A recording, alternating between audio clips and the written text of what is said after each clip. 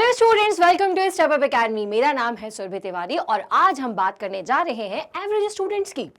Average students, मैं आपको ये बात बता दूं कि इंडिया में सबसे ज्यादा जो बच्चा है ना वो एवरेज ही है। आखिर ये एवरेज स्टूडेंट होते क्या हैं, कौन होते हैं? और कभी कभी हमें भी कहा जाता है कि आप एक एवरेज स्टूडेंट हो। तो पहले तो मुझे इसकी डेफिनेशन समझानी पड़ेगी कि एवरेज स्टूडेंट क्या है। तो देखो बच्चों, जनरली क्या होता है ना कि एक होते हैं क्लास में बच्चे जो टॉप करते हैं, हमेशा फर्स्ट सेकेंड आते हैं, और एक बच्चे होते हैं जो फेल हो जाते हैं। इनके बीच में जो बच्चे आते हैं उनको कहा जाता है एवरेज स्टूडेंट। अब जनरली आपने देखा होगा कि कई बार हमारे रिपोर्ट कार्ड में, मैं हमारे इसलिए कह रही हूँ क्योंकि कई बार मेरे रिपोर्ट कार्ड में भी लिखा हुआ था यू कैन डू बेटर और work hard to do better. हमारे रिपोर्ट कार्ड में ये चीज़ लिख दी जाती है। इसका सीधा सा मतलब तो ये है कि या तो टीचर ये कहना चाह रहा है कि आप में स्कोप ऑफ इम्प्रूवमेंट है, आप करो, आप कर सकते हो और आप टॉप लेवल पर पहुंच सकते हो, आप टॉप स्टूडेंट कैटेगरी में पहुंच सकते हो, या तो फिर ये बताना चाहता है कि तुम आलसी हो, तुम मेहनत नहीं कर रहे हो। तो दोनों ही बातें हमारे लिए सही होती है। एवरेज स्टूडेंट एक ऐसा स्टूडेंट होता है जिसमें स्कोप बहुत ज़्यादा होता है, वो इम्प्रूव कर सकता है, वो टॉप स्टूडेंट में भी कन्वर्ट हो सकता है, लेकिन वो कहीं ना कहीं अपनी गलतियों को नहीं पहचानते, कुछ ना कुछ पॉइंट उनसे मिस हो जाता है। ऐसा मुझे भी फील होता था क्योंकि मुझे भी कभी ना कभी एवरेज स्टूडेंट का एक जो ठप्पा है वो मिला है। आप में से कई लोग हैं जिनको एवरेज स्टूडेंट कहा गया होगा, अभी भी कहा जाता रहा है। लेकिन कई बार हमें बहुत ही गुस्सा आता है कि आखिर हम एवरेज ही क्यों हैं, हम क्यों टॉप लेवल पर नहीं पहुंच पा रहे। भाई देखो, फेल तो हमें नहीं होना है। फेलिंग स्टूडेंट को एवरेज में आने के बाद वो टॉप पर जाए तो बहुत अच्छी बात है, लेकिन एवरेज स्टूडेंट जिनसे मैं सबसे ज़्यादा जनता जो है एवरेज की है, आज मैं उनसे बात कर रही हूँ। तो बच्चों, आज मैं आपको कुछ ऐसी चीज बताने वाली हूं जिससे आपको ये समझ में आएगा कि हम आखिर एवरेज क्यों हैं और क्यों हम नहीं ऊपर पहुंच पा रहे हैं और हम क्या करें कि ऊपर पहुंचे। तो बच्चों चलो, विदाउट अ डिले मैं स्टार्ट करूंगी और सबसे पहले तो मैं बताऊंगी कि क्या क्या करना चाहिए एक एवरेज स्टूडेंट को, जो कि हम सब हैं, मैं खुद को भी इन्वॉल्व कर रही हूँ। क्या हम नहीं करते हैं, इन बातों पर आज हम डिस्कशन करते हैं। सबसे पहला पॉइंट ये, discuss your doubts with teachers. आप में से अगर मैं 100% में से बात करूं तो 70% बच्चा, मैं खुद टीचर हूं, मैं ये देखती हूं कि बहुत कम बच्चे जो हैं ये इस तरह से अपना डाउट पूछते हैं, या फिर अगर किसी टीचर ने कोई टॉपिक को एक्सप्लेन किया उसके बाद ऐसा कभी होता ही नहीं कि एक बार में हमें 100% समझ में आ जाए। तो जो बच्चा टॉप स्टूडेंट है वो हमेशा अपना डाउट रेज करेगा, अगर उसको समझ में नहीं आया तो वो तुरंत बोलेगा। लेकिन जो एवरेज बच्चा होता है वो क्या करता है, हेजिटेट होता है। तो बच्चों, ये पहली चीज जो है अपने दिमाग से निकाल दो, मेरी खुद की आजमाई हुई है कि आपको हेजिटेट नहीं होना है। अगर आपको कोई टॉपिक समझ में नहीं आया या टॉपिक से रिलेटेड कुछ भी डाउट है तो अपने टीचर से पूछिए, वो कभी भी आपको बताने से मना नहीं करेंगे। और अगर आपको लग रहा है कि टीचर बहुत गुस्से में है, कई बार चीज को बता पाया है, तो आप आराम से उनके पास जाइए, बोले कि सर क्या मैं आपका टाइम बाद में ले सकता हूँ, मुझे टॉपिक समझ में नहीं आया है, तो क्या आप मुझे समझाएंगे? बस आपको बस यही करना है और आपको टीचर डेफिनेटली समझाएगा। तो बच्चों, पहली बात याद रखो, एक एवरेज स्टूडेंट ये गलती करता है कि वो टीचर से कभी भी डिस्कस नहीं करता है डाउट्स। तो आपको डाउट्स को डिस्कस करना है। अब दूसरी बात देख लेते हैं कि हम क्या गड़बड़ी करते हैं। Work on improving your weak areas. अब हम सबके कुछ ना कुछ वीक एरियाज होते हैं। जैसे कुछ लोगों को लिखने में दिक्कत होती है, कुछ को मैथ्स में ज़्यादा दिक्कत है। एवरेज स्टूडेंट के साथ यही होता है कि उसके कुछ सब्जेक्ट तो बहुत अच्छे होते हैं लेकिन कुछ सब्जेक्ट उसके वीक होते हैं, और जनरली वो मैथ्स ही होता है ना। तो आपको अपने वीक एरियाज़ पर सबसे पहले ध्यान देना है। आपको सबसे ज़्यादा उन सब्जेक्ट्स पर प्रैक्टिस करनी है जिनसे आप सबसे ज़्यादा डरते हो। अपने अंदर का डर निकालिए, अपनी वीकनेस को पहचानिए और उसे हटाइए। हो सकता है कि आपको थ्योरी याद नहीं होती और आप न्यूमेरिकल्स अच्छे से कर लेते हो, तो आपको ऐसी टेक्निक्स बतानी है, ऐसी टेक्निक सोचनी है कि मैं कैसे थ्योरी पोर्शन को बहुत अच्छे से समझूं। और इसको तरीका बस यही है कि आप कभी भी टॉपिक को रटो मत, बहुत अच्छे से समझो। जब आप समझोगे ना तो आपकी ये थ्योरी वाली प्रॉब्लम जो है वो भी सॉल्व हो जाएगी। और अगर आप चाहती हो कि एक सेपरेट वीडियो में आपको बताऊं तो कमेंट सेक्शन में बताना।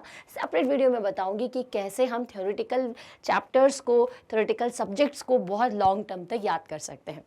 तो चलो, तो भाई बच्चों, एवरेज स्टूडेंट की जो दूसरी प्रॉब्लम थी वो हमने देख ली, उसको सॉल्व भी कर लिया।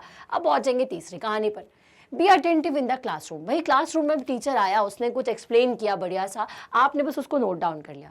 सिर्फ नोट डाउन नहीं करिए बच्चों, आपको उसको समझना है, अटेंटिव रहिए कि मैम ने यहाँ पर ये जो चीज़ डेरिवेशन करवाया है ये आखिर क्यों है, इसके पीछे की कहानी क्या है, इसके बाद ये स्टेप आया तो ये क्यों आया, यहाँ पे फॉर्मूला ये वाला लगा तो क्यों। तो आपको you need to attentive in your class. सिर्फ आपको बोर्ड में जो टीचर बता रहा है अगर उसको सिर्फ नोट डाउन करना है ना तो आप एवरेज के एवरेज ही रह जाओगे। आपके मन में जो जिज्ञासा है वो आपको बढ़ानी पड़ेगी, चीज़ों को जानना पड़ेगा और अटेंटिव होना पड़ेगा। अटेंटिव होने का मतलब क्या होता है, always on, yes ma'am, ma'am ये ऐसे हुआ, ओके, मतलब अलग एक्सप्रेशन से ही आपके समझ में आ जाएगा कि आप अटेंटिव हैं या नहीं। और अगर नहीं हो पाते हो, आलस आता है क्लासरूम में, तो अपने आप को इम्प्रूव करो, अपना आलस दूर भगाओ और कोशिश करो कि मुझे अटेंटिव रहना है। क्लियर है? चलो आगे बढ़ेंगे और जानेंगे एवरेज स्टूडेंट की चौथी कहानी की वो क्या करते हैं। Study and teach your classmates. अब जनरली क्या होता है कि हम हेजिटेट होते हैं कि यार मैंने ये पढ़ लिया है, क्या मैंने सही पढ़ा है, क्या मैं एक्सप्लेन सही कर पा रहा हूँ। कॉन्फिडेंट रहिए, आपने जो पढ़ा है वो दूसरे को नहीं आता है, ये बात याद रखिए। अगर आपने पहले पढ़ लिया और अगर आप अपने फ्रेंड्स को वो चीज़ समझाएंगे तो आपको एक अलग कॉन्फिडेंस आएगा। अपने क्लासमेट्स को बैठ करके बताइए, समझाइए कि यार ये टॉपिक मैंने पढ़ लिया, आओ मैं तुम्हें समझाता हूँ, मैं तुम्हें बताता हूँ। उससे क्या होता है, टॉपिक और क्लियर होता है और आपके अंदर कॉन्फिडेंस आता है। समझ में आया? तो ये एक और स्टेप है, एक और सीढ़ी ऊपर चढ़ने के लिए। क्लियर है बेटा? चलो आगे बढ़ेंगे और नेक्स्ट स्टेप, पांचवी स्टेप पर चलते हैं। Improve your writing skills. Very very important.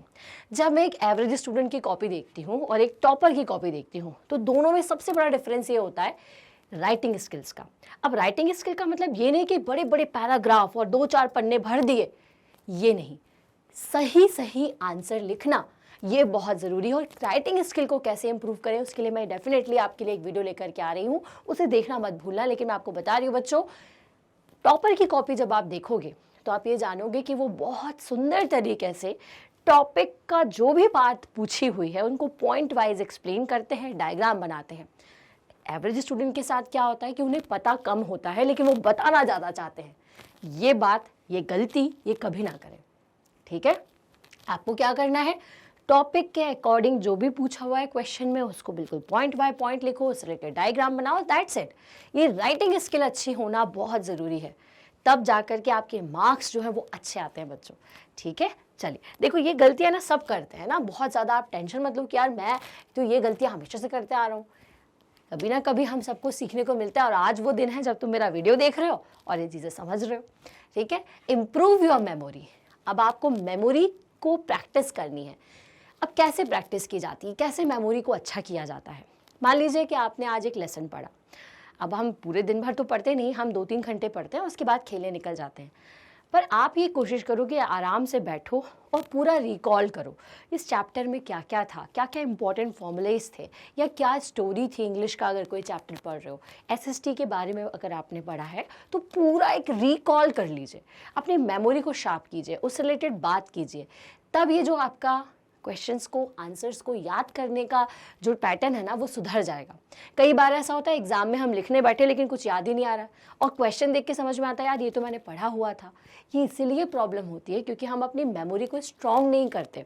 और मेमोरी को स्ट्रॉन्ग करने का तरीका यही है कि जो भी चीज़ आपने पढ़ी हुई है उसे बार बार आप रिकॉल करें। बार बार इसका मतलब ये नहीं कि 10 बार कर रहे हैं, एक बार बस अगर आपने पूरा पढ़ा है तो उसको बहुत अच्छे से मेमोराइज कर लिया तो वो आपको हमेशा याद रहेगा। तो ये प्रैक्टिस आपको हमेशा करनी है। जो टॉपर स्टूडेंट होते हैं वो खाना खाते समय या कुछ भी अपना पूरा रिकॉल कर लेते हैं कि इस चैप्टर में ये था, इस चैप्टर में मैंने ये पढ़ा हुआ है, इसका आंसर ये होता है। ऐसा मतलब थोड़ा बहुत आपको अपने दिमाग को क्या करना पड़ेगा, प्रैक्टिस करवानी पड़ेगी। क्लियर है? 7th, choose a correct and organised strategy for studying. अब ऐसा नहीं है कि आज उठाया हिंदी के पूरे लेक्चर्स, पूरे जो चैप्टर्स थे वो पढ़ लिए, कल उठाया मैथ्स के 2 चैप्टर पढ़े, परसों उठाया इंग्लिश के पढ़ लिए, उसको छोड़ा, फिर मैथ्स उठा लिया। नहीं, आपको ऑर्गेनाइज रहना है। You need to make a time table. जब एग्जाम में पढ़ना होता है तो टाइम टेबल को सेट करना होता है, स्ट्रेटेजीज बनानी पड़ती है कि मेरा एग्जाम इतने दिनों बाद है, मुझे किस चीज़ में सबसे ज़्यादा प्रॉब्लम है, कौन सा सब्जेक्ट मुझे नहीं आता है, कौन सा चैप्टर में मुझे प्रॉब्लम है, ठीक है?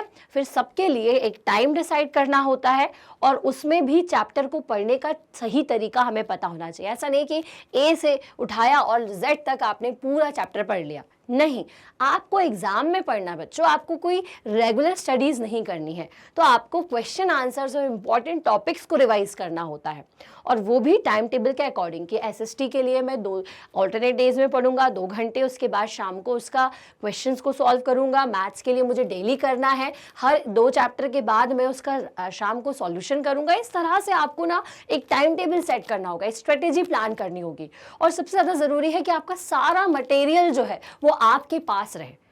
ऐसा नहीं है कि भाई एक मटेरियल एसएसटी पढ़ने बैठे तो पहले पूरी अपने स्टडी वाला जो भी आपका जगह होगी वहाँ से सारी चीज़ें निकाल रहे हैं, ये वाली कॉपी निकाल रहे हैं, ये नोट्स निकाल रहे हैं, फिर पढ़ने बैठे। नहीं, अपना सारा सामान एक दिन दे करके ऑर्गेनाइज करके रखो और एक पैटर्न में अपनी पढ़ाई करो। क्लियर है? चलो अब आगे देखते हैं, स्टॉप डिलेइंग योर स्टडीज। सबसे ज्यादा इंपॉर्टेंट, सबसे ज्यादा आज के बच्चों की प्रॉब्लम है, फोन ले लेते हैं। अगर खुद का फोन नहीं है तो थोड़ी देर के लिए मम्मी पापा का फोन लेकर के इंस्टा पर रील्स ही रील्स देखे जा रहे हैं। तो प्रोक्रेस्टिनेट बच्चों बिल्कुल नहीं करना है, डिले नहीं करना है अपनी स्टडीज को, बिल्कुल टाइम पर पढ़ना। और ऐसा नहीं कि मैथ्स पढ़ना था और अरे यार थोड़ा सा इंग्लिश और पढ़ लेता हूँ, नहीं, आपको किसी भी चीज़ को डिले नहीं करना। जो प्लान बनाया है स्टिक टू दैट, उस पर स्टिक रहिए, उसी को आपको कवर करना है। क्लियर है? तो अपनी चीज़ों को डिले ना करें, जो चीज़ आपने जब सोची है उसे तभी करें। अगर ये सोचा था कि शाम को सुबह जो पढ़ा उसका रिवीजन करना है तो रिवीजन करना ही है, खेलने नहीं जाना है, दोस्तों के साथ नहीं घूमना है, और फ़ोन से तो भाई थोड़ी सी दूरी हमें बनानी ही पड़ेगी। अगर फ़ोन पर कोई स्टडी मटेरियल देख रहे हो, ऑनलाइन वीडियो लेक्चर देख रहे हो तो वेल एंड गुड, लेकिन अगर आप सिर्फ रील्स देख रहे हो, अननेसेसरी के वीडियोस देख रहे हो, तो उसे आपको बेटा थोड़ा सा साइड तो करना पड़ेगा ना। एग्जाम है, ऐसी तो नहीं है कि बस बिना प्रिपरेशन किए और ये सारी चीज़ों को भी इन्वॉल्व करके आप अच्छा कर लेंगे, नहीं। तो ये जो डिले करना है वो छोड़िए, सही चीज़ें सही टाइम पे करिए। क्लियर है? तो अगर ये सारी चीज़ों को अगर आप फॉलो करोगे ना बच्चों, तो मैं आपको डेफिनेटली कह रही हूँ कि आप एक एवरेज स्टूडेंट का जो ठप्पा आपके हमेशा लगा हुआ है उससे कहीं दूर हो जाओगे और एक टॉप स्टूडेंट कैटेगरी में आ जाओगे। मैं आपको अभी भी कह रही हूँ कि बहुत सारे बच्चे एवरेज ही होते हैं, वो इसीलिए क्योंकि इन सारी चीज़ों को जिनको आज हमने डिस्कस किया वो इन पर गौर ही नहीं करते। तो सबसे ज़्यादा ज़रूरी है कि अपनी गलतियों को सुधारें, जो आपने लास्ट ईयर पास्ट ईयर्स में किया हुआ था उनको सोचें और उन पर काम करें कि हाँ मैंने बहुत ज़्यादा अपना काम चोरी की थी, डिले किया था, मैंने सही टाइम पर नहीं पढ़ाई की थी, मेरे पास नोट्स नहीं थे। तो वो सारी गलतियाँ जब तुम्हें पता है तो उनको इम्प्रूव करो ना, तुम डेफिनेटली एवरेज से टॉप स्टूडेंट में आ जाओगे। तो बच्चों एग्जाम का तो टाइम आने ही वाला है, अभी भी मौका है। अगर आपने इन सारी टिप्स को अपना लिया तो आप डेफिनेटली एक एवरेज स्टूडेंट से बेटर स्टूडेंट, टॉप स्टूडेंट पर आ जाएंगे। और फेलिंग स्टूडेंट अगर आप हो तो बेटा पहले तो एवरेज स्टूडेंट बनो, पढ़ाई करो, है ना, क्योंकि एवरेज बच्चा पढ़ाई तो करता है लेकिन उसको सही तरीका नहीं पता। तो आज मैंने कुछ पॉइंट्स बताए हैं, डेफिनेटली मुझे लगता है कि आप सभी उसको फॉलो करेंगे, और अगर फॉलो करके कुछ भी बेनिफिट होता है तो मुझे कमेंट करके ज़रूर बताना। तो ऐसे ही वीडियो के साथ मिलूंगी मैं आपको मेरे नेक्स्ट वीडियो में, तब तक के लिए थैंक्स फॉर वॉचिंग।